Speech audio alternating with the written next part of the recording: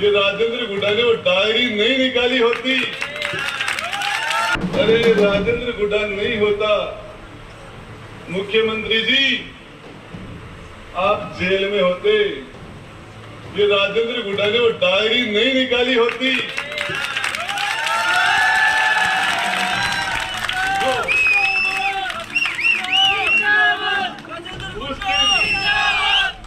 उस दिन मुख्यमंत्री ने जिस तरीके से कहा, गुड्डा सब कुछ तेरे हाथ में है आज मेरा, और उसके बाद आपके भाई ने 9वीं मंजिल पे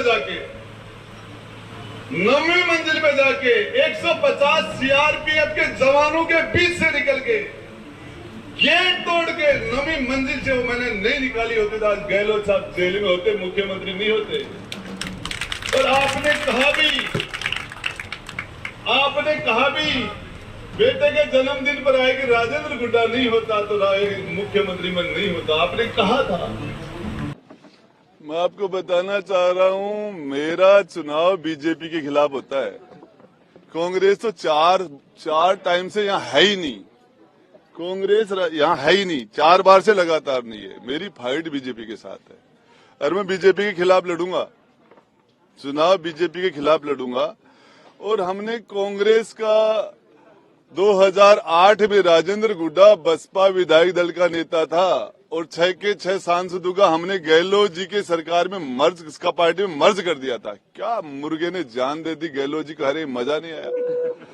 आप ये बताओ, इस पूरे मामले के अंदर फिर उसके बाद में 2018 में फिर आज 6 विधायक, फिर सरकार की उठा पटक में हर बार राज्यसभा में उनके कहने से वोट दिया। कभी उनसे पूछना कि गुड्डा ने हमारे पास 60 हमारे पास बड़े बड़े ऑफर थे, सबको ठुकरा के, और हमने वो सब कुछ अभी।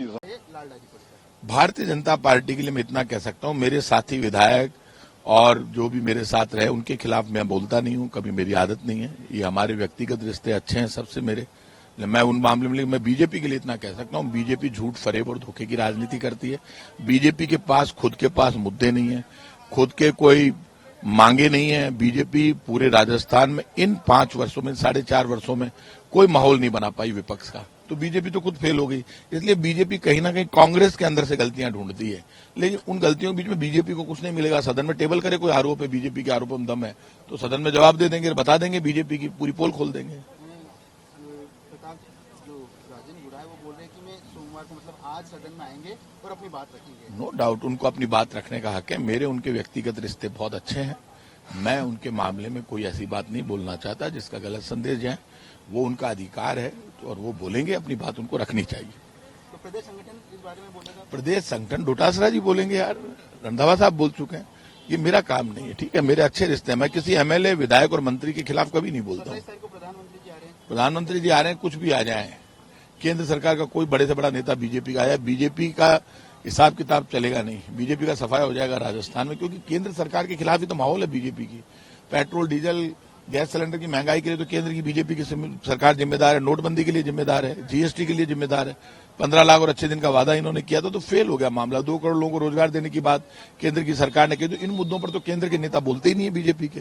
बीजेपी के नेता जब तक इन मुद्दों पर क्लियर नहीं करेंगे तब तक राजस्थान की जनता उनसे प्रभावित नहीं होगी, वोट भी नहीं मिलेगा।